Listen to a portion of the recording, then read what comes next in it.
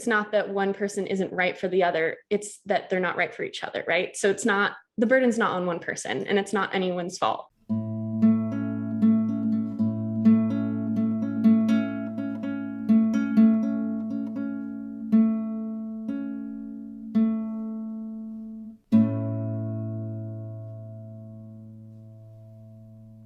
Hello, hello, hello. Welcome to another episode of the Virgin and the Beast podcast. I'm joined today with my very good friend, Olivia. Olivia and I met in college. I actually am at my desk right now and I have a picture of me and Olivia on our graduation day from college. So that's cute. Oh my God. Oh my God. We sat next to each other. Did I put that in there for you? Yeah, no, I did. A Christmas gift after we graduated. I was gonna say that frame looks really familiar. It sits here on my desk. But anyway, so Olivia is here for this episode because about a year ago, she went through a pretty intense breakup. Well, actually, it wasn't that intense. It's just the relationship was like a very long relationship. They were dating for like almost 4 years. They like lived together. They had a cat together. They lived together for like 3 years? Yeah, so that's sort of complicated. We were in college for part of the relationship, and we were actually roommates as we started dating. So kind of like coincidence, accident, but also like, well, okay, we'll see how this works out. And so for a while it did. And then we moved in after school together. So like not as college student roommates, we were like, partners living together for about a year and a half, almost 2 years, I think. Yeah. Yeah.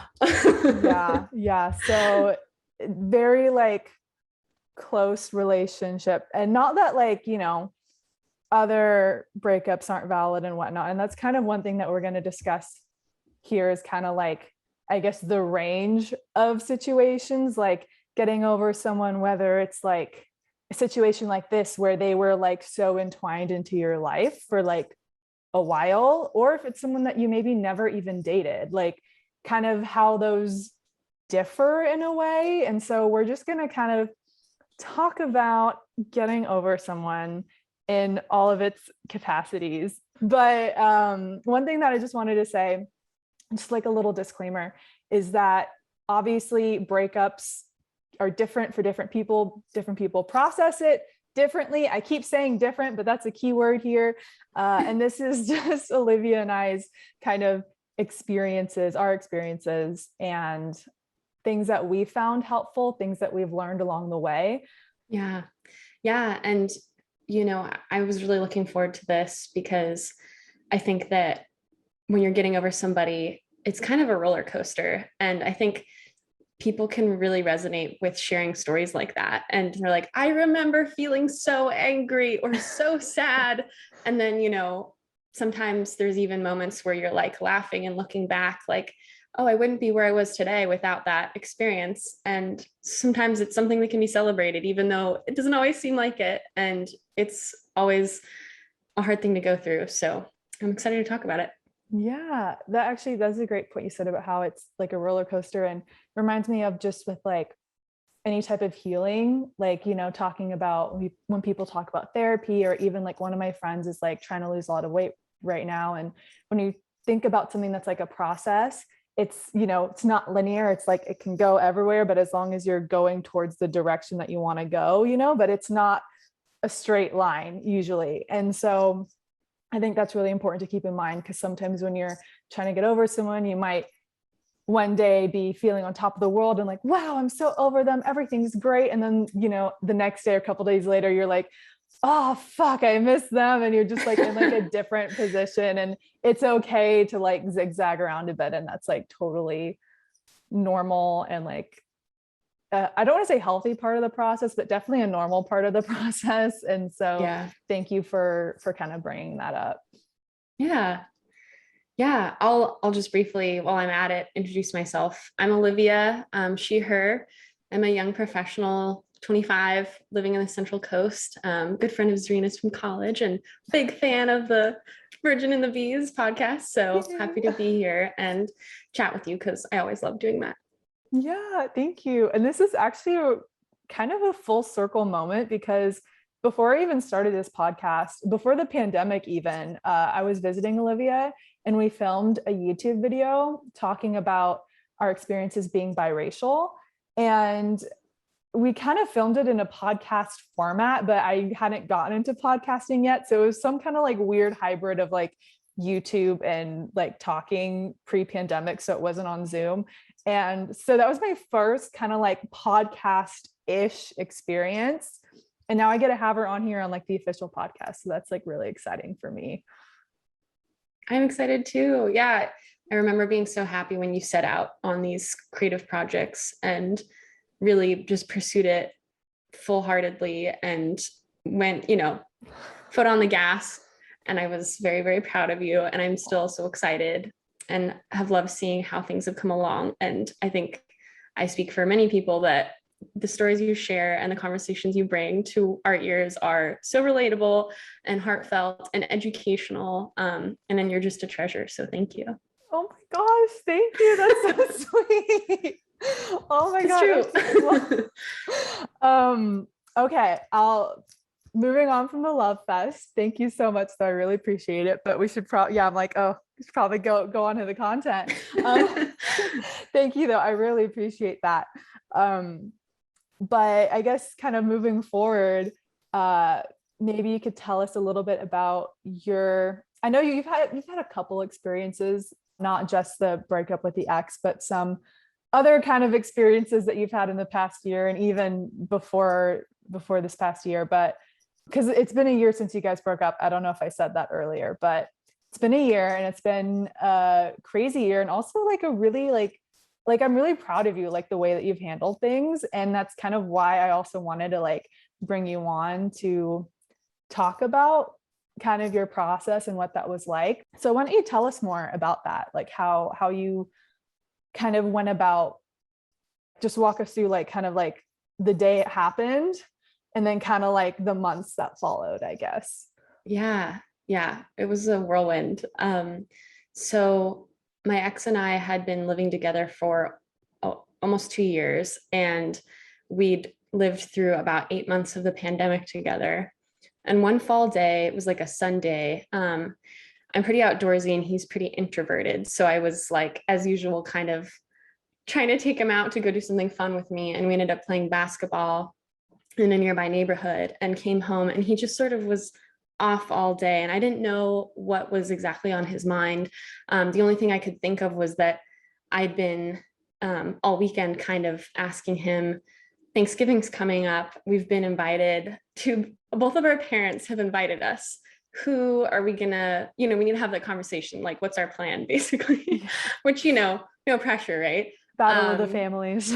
Right. So I figured maybe he was just preoccupied with that. It turns out that he had been for about 6 months feeling like things weren't as good as they used to be. And that we'd grown a lot over, we started dating when we were 21 and we broke up when I was 24. So we'd grown a lot. We're very different, looking back. And I think that he was he was my best friend when we started dating. So I think it was like a friendship that blossomed from, it was like love that blossomed from a friendship. And we just kind of grew up a little bit and we were different and it wasn't the same. And so that night he asked me to come out and talk to him. So I came into the room and he said that he was crying. He was like distraught. And I rarely ever saw him like that. And I thought, oh my God, something's really wrong. And basically, this is like the saddest part. I promise things get better. But basically for an hour, he was talking to me about, what's been on his mind, how he isn't as happy as he used to be, how he thinks that maybe we could be happier with other people. But, he really cares about me and he loves me and he wants to be friends with me. And he really, it was almost like we're family, we struck out on our own together. We have a cat together. We have an apartment together, but maybe we we would grow even more apart. And that was really hard to hear at the time because I was like a little caught out of off guard. But as I was hearing this, I went into survival mode and was like thinking in the back of my head while I was listening to him, okay, I'm going to pack a bag. Like after work tomorrow, I'm just going to go straight to my friend's house and stay there until I can figure out where to move because, I can't stay here. It's not good for either of us. And so that's what I did. I stayed with my friends in a town close by, cried in front of my office mates. They were major support. And it was just a really rough about 2 weeks where I was just kind of dumbstruck and in shock. And just, I think that I was thinking logistically, like, what's my next step? I need to find like a new support system. I need to find a new place to live, a new place to call home, because I felt really displaced. And that was really hard. I think that looking back, just the transition of having my home sort of uprooted, I guess, and then having to redefine what that looked like for myself alone as a single person was really, really hard. But fortunately, I had some really close friends who were just the best. And I was living with them for about 6 months before I moved into my own house. And that move, about 5 or 6 months after that breakup, was so empowering. I just distinctly remember moving myself, all my things, like with my sedan, like cramming my car full of everything and just picking up and going and having this fresh space that was just my own. And that was just one of the most amazing moments, I think, in my life, because I thought, here I am, like 300 miles from family. I have these friends that have like supported me and, lent an ear when I need it. And here I am doing this thing where all by myself and this place that's mine and mine alone. Yeah. So it was really amazing. And around that time I had been dating a little bit. So about 3 months after the breakup, it was peak pandemic. This was January of 2021. And I was very angry. So when I was going through this breakup, it was like I was distraught. And then there was the phase of, what did I do wrong? Which fortunately was short-lived, because that one's, I think, the hardest. Because, there's nothing you could have done, right? It's just two people. It's not that one person isn't right for the other. It's that they're not right for each other, right? So the burden's not on one person, and it's not anyone's fault, right? I love that. Yeah, so, that's a very strong message that I think a lot of people need to hear. Totally, because I think our first instinct is, was I not good enough for them? And that's such a screwed up thing to think, because like in reality, that's such a construct. It's not that like one person is like the lesser, right? Or the one person is, it's just that you're not right for each other, right? And that's not to put blame on any one person. It's just sort of the situation and what you guys need in your lives. And that shouldn't be something that makes anyone feel lesser, right? So in January, I was kind of at that stage of the relationship where you're kind of like hating your ex. And then I was like really pleased. I was like, oh my gosh, my sentiment has changed. I'm looking at it very much in the past. And that's amazing. Like, that's really good news, right? Because me having this anger is a sign that I'm progressing, right? And so that was something that made me really happy. And then after a couple of weeks of feeling kind of angry, I was like, I feel like I need help moving forward. And I was like, what can I do? Because I'm feeling kind of at a stalemate. Like, what can I be actively doing to help move this along and help keep this process going, to keep this transition going? And I thought, well, I think that it would be smart to start thinking about other people that way, right? Like to start kind of opening up yourself and maybe try dating. So one major fear I had at that moment was, am I ready to share myself with somebody? Because this version of me right now is, in my perspective of myself, I had shared a life with this other person for so long. Who am I now without them? Do I have any stories that don't have him in them to share on a first date? Right. And so that was one thing that I was like, oh, we'll see how this goes. Like, we'll see if this works out. I can always back off and come back to it later. Right. So I downloaded Bumble, which was very fun. Yeah, dating apps are such a strange thing, but also very, very fun. And it was a very empowering thing to do. It was peak pandemic. So what I did a lot of FaceTime dates, which was actually really convenient because if, 20, 25 minutes were going by and like the conversation wasn't great and you really didn't have a lot in common, I could be like, well, it's getting late. I think I'm gonna start getting ready for bed. It was really nice to meet you. You're not like stuck somewhere in the middle of dinner where you're having to like wait through the rest of your meal or something like that. So it was actually really convenient. And I met a lot of really cool people. One in particular, I got pretty hung up on over the next few months. And he was so sweet. He was just funny and cute and polite and, just like I was smitten. I was very smitten. And you know how you feel like when you're going through the early part of a breakup, you're like, oh, I'll never love again. Like, that was my one and only, like my soulmate, and then it's gone. And no, I mean, I think that there's plenty of fish in the sea and you never know who is gonna, catch your eye. So I was surprised, needless to say. He, however, despite that we went on some really fun in-person outdoorsy things, which I loved, right? Like I wasn't used to that. And I was like, oh, you can date someone with the same interests? Who'd have thunk? Wow. Right. And so it was really fun and we had a lot of fun and he seemed to be pretty interested in me.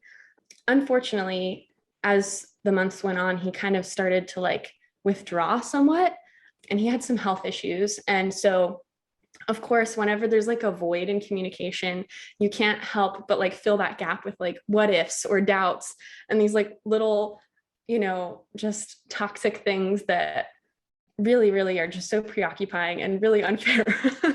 Because if you can only communicate, it's, probably a really easy explanation. Like we're not on the same page, or maybe I'm just distracted and can't date right now or preoccupied. Who knows what it was? But it basically ended with me like every couple of weeks hitting him up and being like, hey, like, does this sound fun? Do you want to get together? Are you interested in getting together with me? And after just about a month of that, maybe even 6 weeks, I just gave up. And then I was talking to my coworkers about this. Again, they've been my support in more ways than one. And they were like, wait, isn't your bike still there? Because we did a lot of bike dates.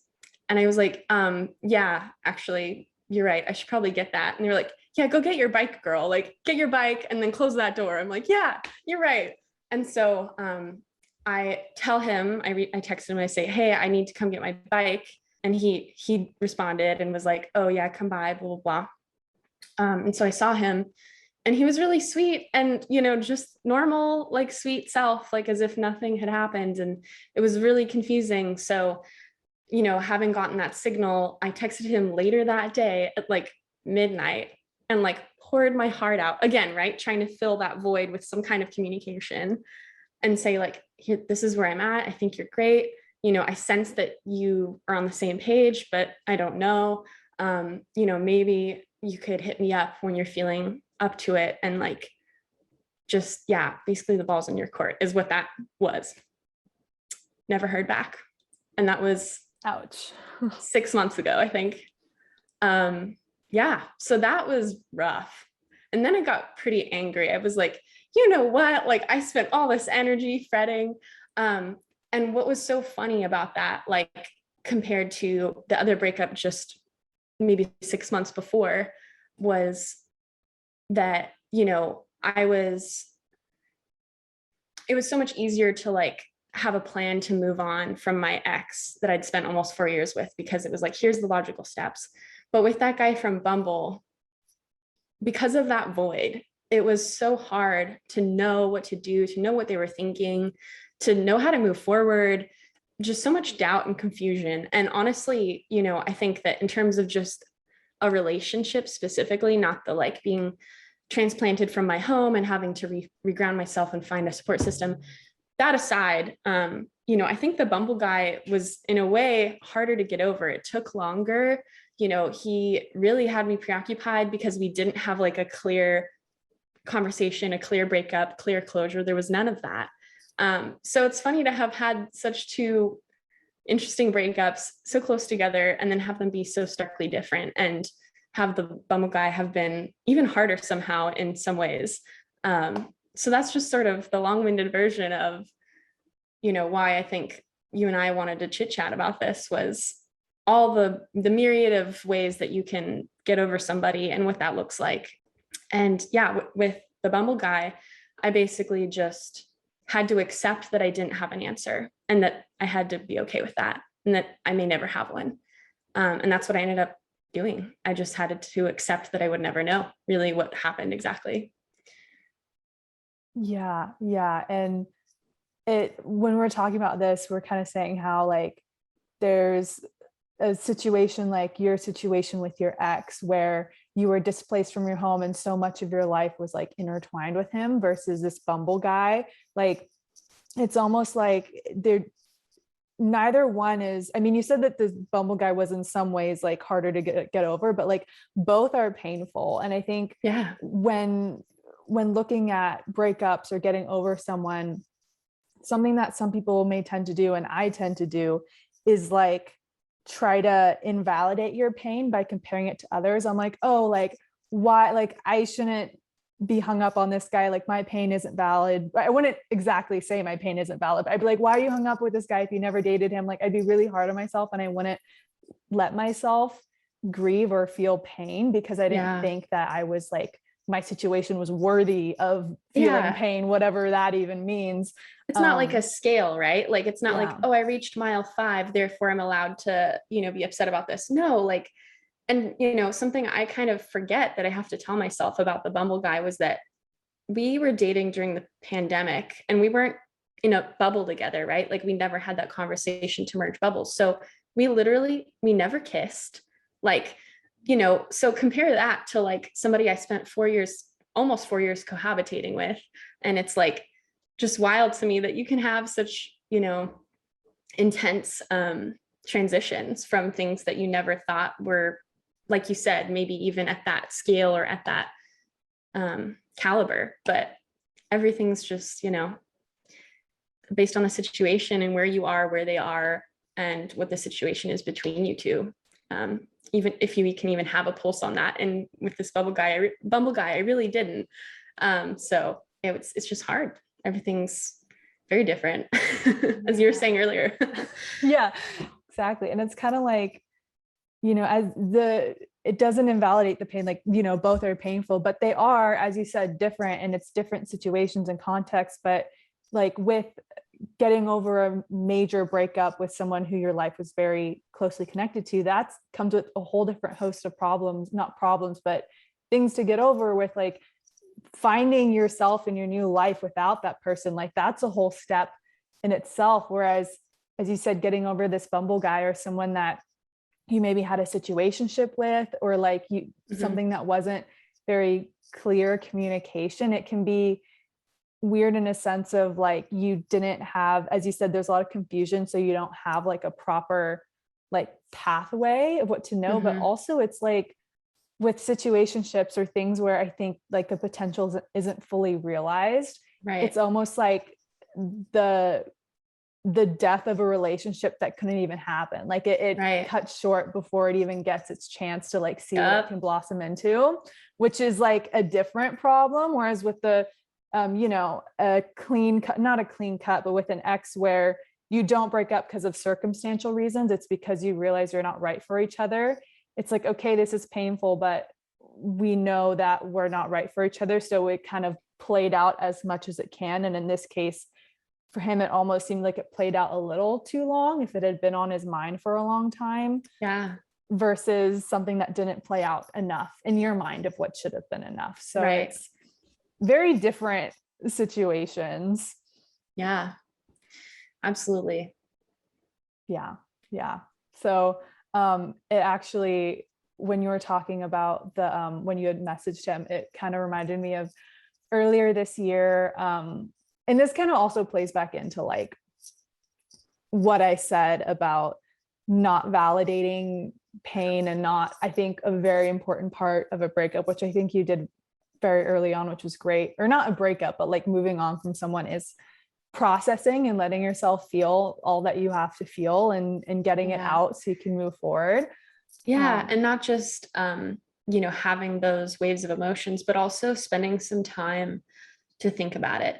I remember in relationships past, I think the relationship just before, the ex that I shared a cat with in an apartment with, I remember being just really overwhelmed. I hadn't really had a major breakup before, and I was experiencing it all for the first time. And I remember really just having to figure out what that process looked like for me. How do you reevaluate who you are without somebody, and just remind yourself of who you are and find yourself again?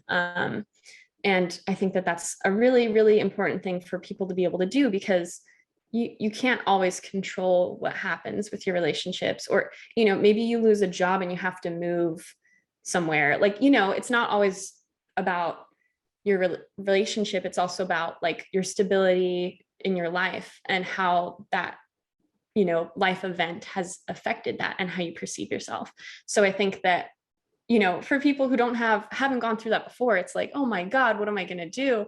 And I remember the first time around for me, when I was about 19, I just really relied on my friends and like fell on them. And we went out and did things, and there was lots of diversions and fun. And we were in college, so that was a really easy environment to do that. This time around, though, last year with my ex, I did move in with friends, and they were supportive. And, I was really grateful, because I knew that that's what I would need. But I think I learned this time around that you also need some time that's kind of quiet time that's where you can be alone and you can reflect on how you're feeling, like you were describing these waves of emotions. Because I think it's just as important to like spend some time working on yourself, and even just acknowledging how you're feeling, thinking about it. How am I feeling? Why am I feeling this way? How is this impacting me and my well-being? Because if you can sit and think about that, it's really, really going to help you move forward, because you're sort of processing and chewing that information, and wrapping your head around it. And it makes just everything feel so much more valid. And that's something I learned this time around that I think was really valuable, because there was a whirlwind of emotions, and it is important to be mindful and, love yourself and love that process, because it's just going to bring you somewhere better. And you shouldn't feel shame or, be reluctant to grieve, because, grief sometimes isn't always going to present itself in a way you expect. So that's why it's important to have some time to really think about it and embrace it, so that you can help that process along a little. But just slight interjection there. I do want to hear this story that. though. No. I love that. I appreciate that message too, of like just being gentle with yourself and letting the process unfold. I think that's such an important message with this, and just a lot of things in life, is to be gentle with yourself. And one thing that I was like really proud of you when you were going through this was how, like, as you said, you take those moments, like, quiet and reflection, but I was really proud of how much you were like making an effort to enrich your life with other things. And one of those things was, you say you'd go on walks or go to like nature places and reflect, and you were, you can kind of go more into like what you were doing, but I thought it was really great how you were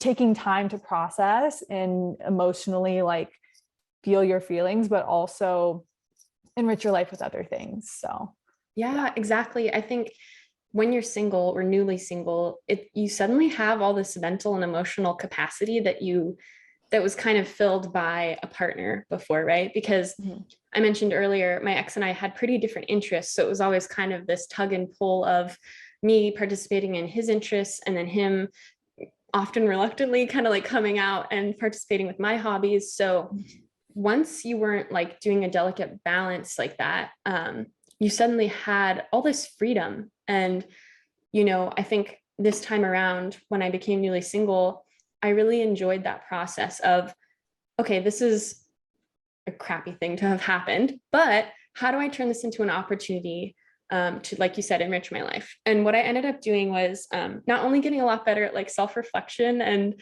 being kind to yourself and learning about your mental health. But also I had this time where when I was always trying to get this ex involved in the things I like doing for fun on the weekends after work, I suddenly thought, oh, well, now that I'm moving forward with this new chapter and I'm not focusing on this one person who's in my past, who do I want to bring in to help me, make those memories that are mine and mine alone, and things that I'll be proud of, right? So I even struck out on Bumble BFF, which for those of you who don't know is like functions like a dating app, but it's for making friends.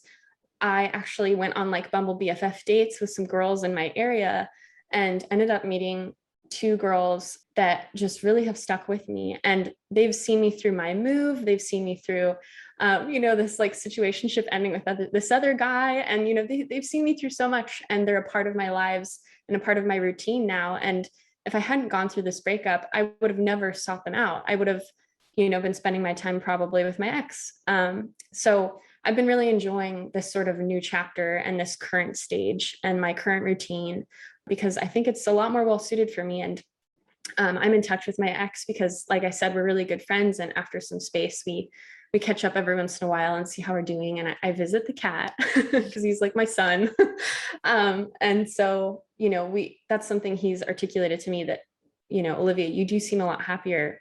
I'm really glad that you've gone out on a limb and sought this like enriching routine that you're enjoying. So that's been really, really nice. And I'm kind of grateful to him, honestly, that he was brave enough to like speak up about how he was doing and how we were doing from his perspective. And, if he hadn't, maybe we'd still be together, and maybe I wouldn't have had all these experiences that I've had. It was a blessing in disguise. I didn't feel like it at the time, but now like looking back, you're able to have that perspective, which is great. Yeah.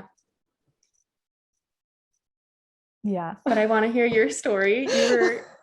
You were saying that you'd done something earlier this year that my stories reminded you of. Right. This kind of ties into the final message that you'd sent to the situationship Bumble guy, going way back when I was in college.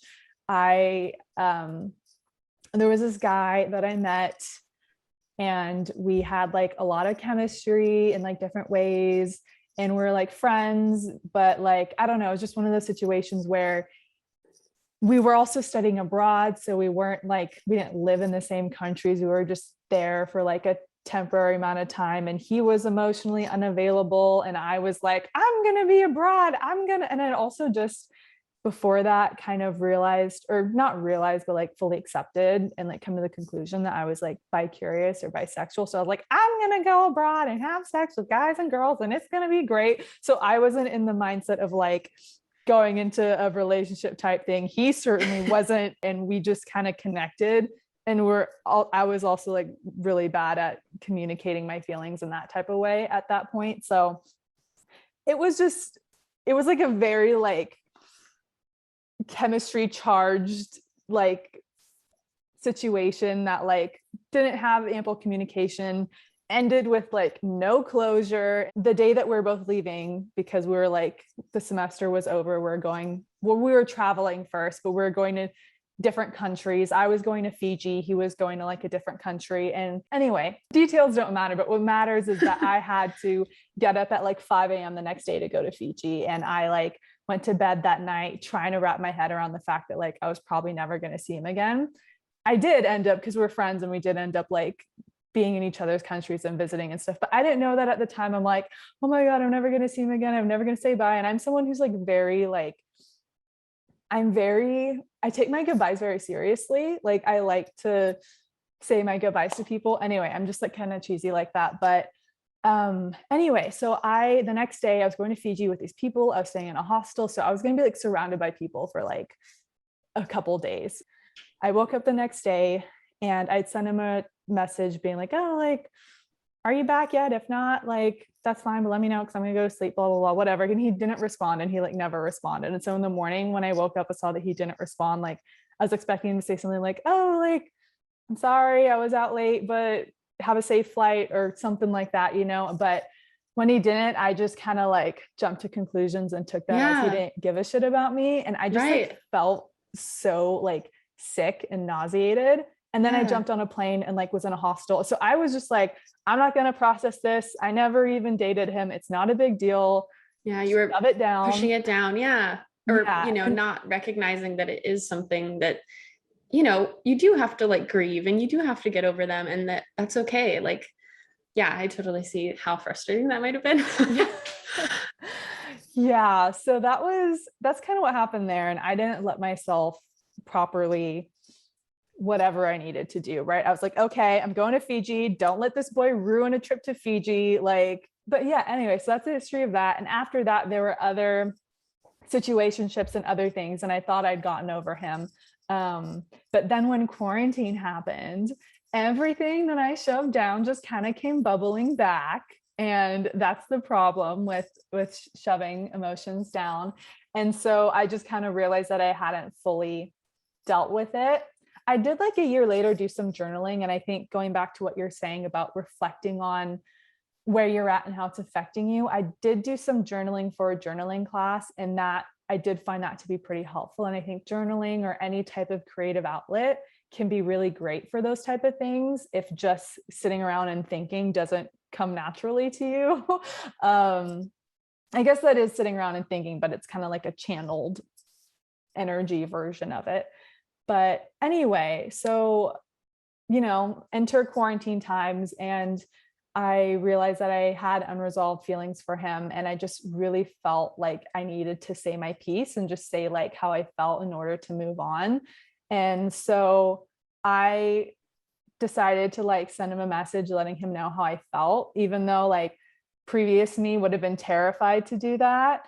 I'm like, you know what? Like, even if he doesn't respond, like that's an answer, And Yeah. so I kind of went through this thing of like, just put your heart out on the table, just write out the message, send it. And I was fully prepared for like anything or even no response. Like I wasn't expecting like, oh yes, let's, start dating or whatever. Or I don't know if I even wanted to hear that because we hadn't like seen each other in so long. Like I don't even know what I was expecting. I just knew that I had to like get You it had to all do it for out there. yourself, right? It was like part of creating closure.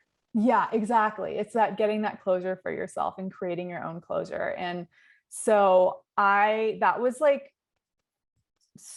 think that was like such a great thing for me to have done in terms of like moving forward because it really did help. And he did respond and he was very nice about it, which I appreciated. But as I said, like even if he didn't respond, if I like said it all out there and he didn't respond, like that would be an answer in a way. And so when you Yeah. were having this thing with your Bumble guy, I was like, Olivia, like you have to tell him how you feel to just like get it out there. And hopefully that was helpful. Hopefully that did help you move on because now you're actually in like a committed relationship with someone else. And so that I'm happy about that for you. Yeah, I know. And it's wild because I, had spent so long in a committed relationship. When I set out to date this year after that breakup, I wasn't really anticipating re-entering something serious so quickly.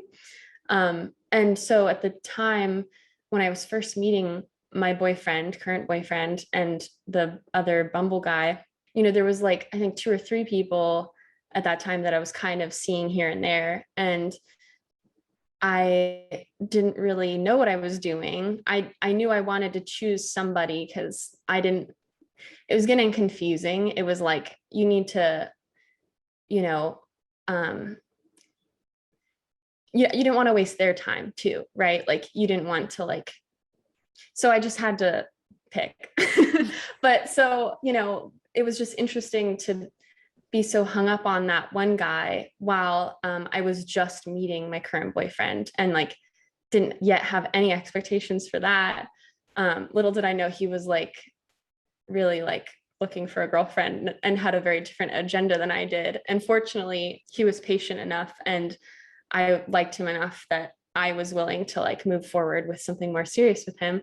But yeah, it was kind of a weirdly like poetic time that as I was hung up on kind of going through a breakup of this situationship, I had this other thing right in front of me that was like kind of fell in my lap, and I'm really lucky. But yeah. And it's funny that I think right around you and I both had sent those messages to those guys, like I think within like a month or maybe 6 weeks of each other. Cause I remember we just immediately called each other up and we're like, this happened, like, help. And when I've talked to my other girlfriends about this transition I've been in, like how I struck out and started dating, and how, I was always the more communicative one, up until like my current boyfriend, which is I think part of the reason it worked out, because he was like mature with communication like I was. And so I think that's one thing that early on I saw and thought was a really good thing. But when I talk to other girlfriends about what I went through, I feel like it's really rare for people, especially women, because of, I don't know, like being chased or whatever rom-com expectations we like grow up with, that we really are, everyone's like not really, they don't really communicate as much as I think we should. And I think if we communicated more, yeah, it might create some awkward situations or some, restless nights of waiting for a reply. But I think that we'd all be better off, because, even though you got an answer that was probably the last thing you were looking for, I mean, maybe something worse would be no reply at all, like in my situation. but like you were able to move on. You were able to close that door and then move forward. And because I think that these things, like, they're really preoccupying, and I think they affect many areas of our life. Like I was distracted at work, like, and I'm pretty career oriented. So I think that, just communicating more, and when in doubt, and when you're having those what ifs or those doubt moments, like, oh, and you're interpreting what they did or said, just ask them. Like, that's my biggest advice to girls and my girlfriends when I'm talking to them, is that I think for some reason we think we can't, but we can. And it's really empowering when you practice that skill and put it to work, because, you save your time, you save your energy, in the long run. Amen. Yeah, your energy is so precious. And as you said, it really pulls you in when you're trying to mind read, and mind reading isn't going to help anyone. It's not going to help you. It's not going to help them.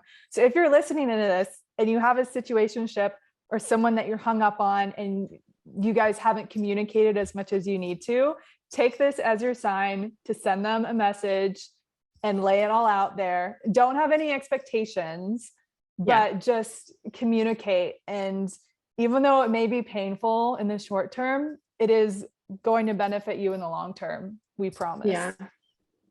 Yeah. And that reminds me of, so I started a group chat with those office mates I mentioned to keep them updated on all of this. And one thing that my office mate said, and I wanted to read it for you, for me, and for all those other people out there who I can relate to this. Let me see if I can find it.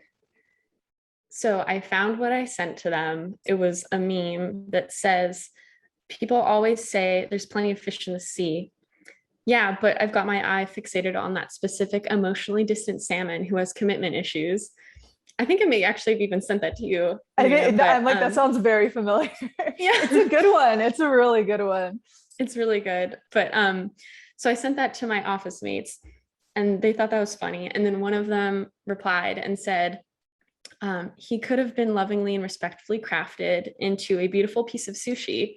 Now he might get swooped up by a bear and get violently and unceremoniously eaten. His loss. I was like, oh my God, I love how you just extended that and applied it to my situation with that Bumble dude. But so anyway, I thought that we would enjoy that, and that maybe that would be relevant and, resonate with some people listening. Yeah. And maybe you'll get crafted into a sushi that's not your favorite, but it's someone else's favorite and is to their taste. Yeah. And that's fine. No, and that's what I hope for him. He's sweet. So I don't really wish the unceremonious bear mauling on anyone. Even if they're like emotionally unavailable salmon, that's their right. Even emotionally unavailable salmon deserve to be made into sushi. Mm-hmm. But when they've rejected you and you feel hurt, it's okay to wish that they get eaten by a bear too. Right. And that's what your friends are for, right? Is to like fan that flame as you're going through the like angry hateful part of of the breakup process. And that's not to say that that has to happen. But for me, there's usually a point, like a couple months in, that I suddenly feel that way. And it doesn't last, fortunately. But yeah. I think that's actually an important sentiment to keep in mind, of like the whole narrative of being angry at your ex or someone who rejected you, which of course it's dependent on situation, right? Because if you were in like a very toxic relationship or an abusive relationship, then that is a completely different situation and they don't deserve any goodness from you or in your thoughts or whatever. Like that's just a different situation. We're not considering those situations, but just in a breakup where it's just two people not being right for each other, sometimes we can get swept up in this narrative of like, oh, fuck him, he sucks, or, vice versa. But I think it's important to like, yeah, get your anger out if you need to, and if that helps you move on, but also keep in mind that like, they're just a person, you're just a person, it didn't work out, that's okay. Yeah. Yeah.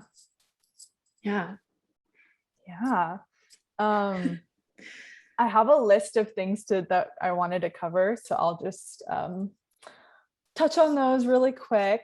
But one of the things, and this kind of goes back to what I was saying about validating your feelings and like feeling your feelings, and that's okay. There was this one guy that I was hung up on my first year of college. He was like my first college crush, and things didn't work out, as they often do. And I remember kind of beating myself up emotionally, just being like, oh, why are you sad about him? You didn't even actually, like, you weren't in a relationship with him, like, get over it, sort of thing. And I was just being very mentally tough on myself, and I wasn't, accepting the fact that I really liked this guy and that it was painful and I had to get over it. But one day I kind of had this thought of like, one day you will be over him, and that day may not be today, and that's okay. It's okay to not be over someone. And it goes back to what you were saying at the beginning about the process not being linear, about it being more of a roller coaster.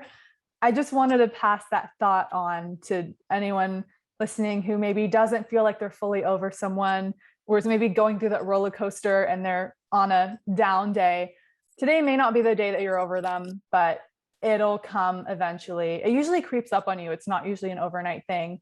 And one day you'll just kind of be like, oh, like I don't think about this person anymore. Or like, oh, it doesn't hurt anymore. And it will just kind of be like a passing thought and not like this wrenching thing. So yeah, let yourself feel your feelings, let yourself grieve, whether it's a long-term relationship where your life has been uprooted, whether it's a relationship that didn't have time to take bloom. I had a friend who was in a relationship, but then things got cut off just due to pure circumstance. And that was really hard for her, because it wasn't like oh, we're not right for each other, but also it wasn't like they did date and were really close. And so it was like a weird in between. And, so maybe you're just grieving the fact that you can't be with the person who you think might be your soulmate, like whatever it may be, let yourself grieve and process, but also enrich your life and allow yourself to move forward. So I just wanted to share that and make sure that was covered. Yeah, absolutely. Yeah. And I think for me too, speaking of having down days, occasionally I'd be reminded of, like maybe I was even at work and just was reminded of like my cat that I shared with that ex or, a memory or a good time we had when I lived in that neighborhood, or, with the friends we shared, and that sort of thing. And sometimes it would like really hit me, and it would have been months later and I felt definitely like I was well over the guy. But, some situations are, like you said, when your lives are so intertwined, you never really know what grief is going to look like. And you don't know what grief's going to look like, even if you had a situationship that ended, right? And so you just be really kind to yourself and, acknowledge these feelings and think about it a little bit, and talk about it if you feel like it with your friends. And you may be surprised at how powerful and how many realizations and how much you can learn about yourself and what you're capable of. Yes, 100%. Amen. Is there anything else that you wanted to cover or talk about before we wrap up? I can't think of anything. I think we have some good little pieces of love to share.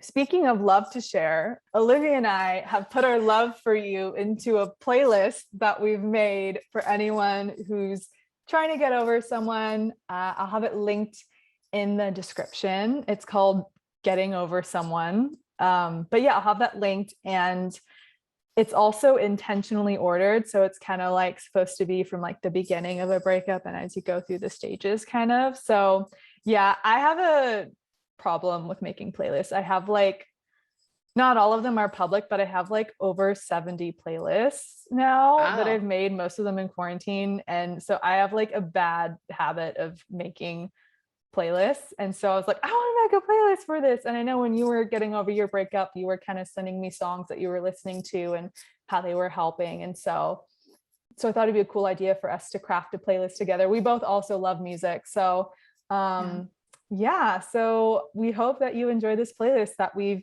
curated for you guys. Yeah, that reminds me, when you were saying you've been doing a lot of playlist making in the pandemic, I totally forgot about this, and I'll add this song after we get off. But basically, you know that song by, oh God, what's it called? Grow As We Go, I think. Oh, by Ben Platt. Yeah. Oh my God. So especially that 2-week period when I was really just like lost and in triage mode with my life after that breakup, you know, I was like commuting to my friend's house, and it was my first time commuting to this town because I'd never lived in that neighboring town before, and it was dark and it was winter, and I would just like blast the heater because it was really cold. You know, I mean, for California terms, I guess. So I was cold because I'm California born and raised, but I would also blast this song and just listen to it on repeat and like sing to it. And you know how you sing to yourself in the car, like, yeah, it's one of the best feelings and one of the like most fun things. But I remember just being fixated on that song. And what was so cool about it was that, at least my interpretation was, this person had been broken up with probably, and the person that they were singing about, I think they were reluctant to part ways with them, and they were expressing that they wanted to keep each other in each other's lives because they could grow together. Like they didn't have to be this schism, there didn't have to be this like complete separation, and you know, we could grow together basically, like even if it's not, you know, it's almost like maybe they're trying to convince themselves or convince this other person. And I really resonated with that, especially after being dumped, because, you know, I had some of those feelings, right? And it was just really nice to like listen to that song and have it be really validating.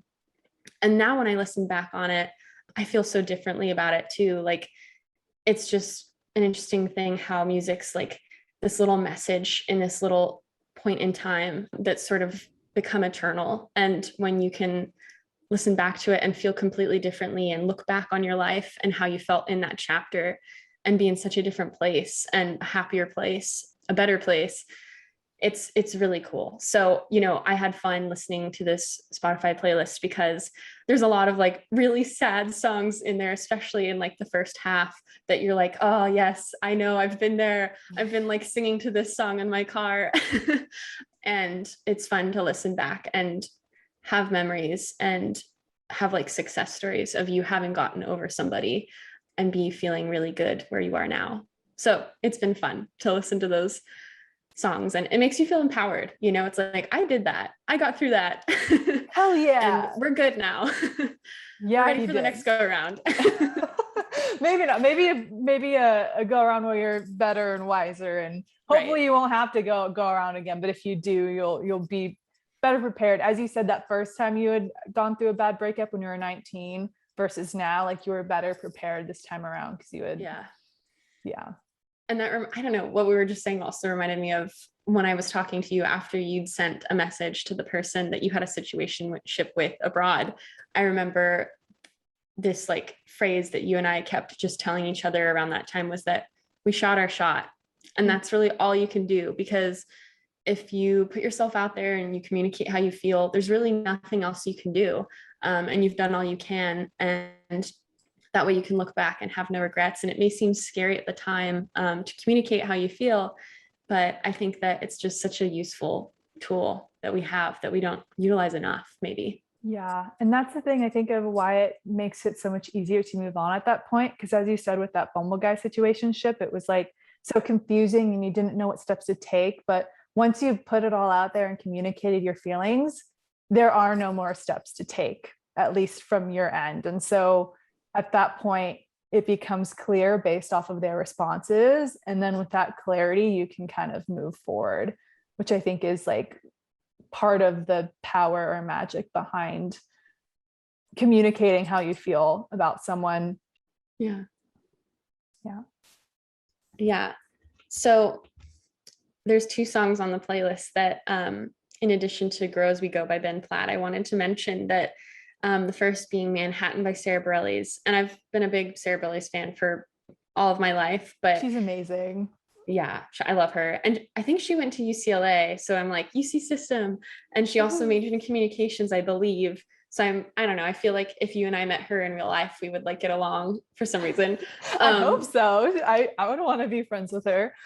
Yeah, she seems so cool. I love her. Sarah Bareilles I've been a fan of for a long time now. And this song I enjoyed, Manhattan, too, but it kind of had this whole new meaning when I went through this breakup, because something that I was faced with that I didn't anticipate was I was sharing this town, with this ex, and somewhere where we'd moved there together, and we'd had all these memories shared there together. And so everywhere I looked, there was like, I was reminded of that, and that was really hard at first. So Manhattan by Sarah Bareilles was really, really validating, because she talks about like, you can have that city. And, I thought, who knows where my career would take me. Maybe I'll leave. Maybe I won't have to like live here with like the ghost of this relationship or something, which, that's so poetic. Fortunately, thank you. Yeah. And like, looking back, like I'm really glad that wasn't the case. Like, I definitely feel like I've taken back my city. And that's why that second song, Street by Street by LaFay, is like this new wave of that break, or the getting over somebody phase, because it's like in that song, it's the same situation. The artist shares a city with an ex, but I think some more time has gone on, and she's like, I'm taking back this city street by street.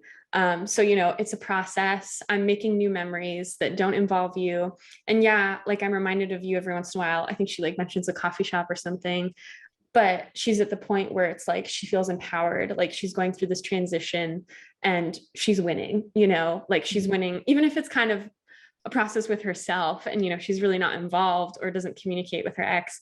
She like acknowledges that past and that history, and it's really important to do that as part of your process too, like think back and learn from it, because otherwise what are we doing dating? We're supposed to be learning, we're supposed to be refining our criteria in someone, and when you want to share your life with them and who they are and how they make you feel. And so those two songs are similar, but like two timestamps in my journey. I love that shared metaphor, but like at different points in time. And I think that also speaks to, what we're saying about the playlist being like you can put it on shuffle if you want, but it is intentionally like chronological, and kind of, as you said, those sadder songs in the beginning are just validating, and just to like let yourself like breathe and experience and move through, whereas later on, more kind of empowering songs are moving forward. Because if you kind of jump the gun of like, I'm just going to move on right away, like that can be good, but also you might like end up like, sometimes it just feels good to like, as you said, a playlist that you had before was called Wallow, and sometimes it's good to just wallow for a little bit, but you don't want to stay wallowing like forever either. So right. Yeah. And that short little playlist Wallow that I took some songs for this playlist of ours, that was really it. It was like those moments where I just felt like shit. And I didn't know what else to do, but like listen to these songs that were at that level with me and were heartbreaking, like lots of Sarah Bareilles songs. And so it was really good. And then, songs like Thank You Next by Ariana Grande, months later felt all the more relevant, and I was able to relate to at a whole new level that I hadn't before. I loved that song before, yeah, thank you next, Ariana, that's right, move on from those like exes and say thank you, this is what you gave me and this is how you've helped me grow, but I'm moving forward. That I feel like I understood that and was able to relate to it so much more after going through those getting over people phases. Yes, definitely.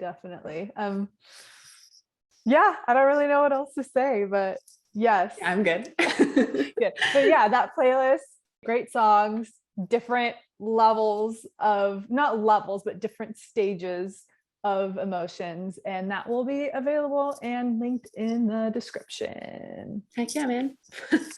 Yeah. All right. I think we're done. Any lasting statements? You guys keep at it.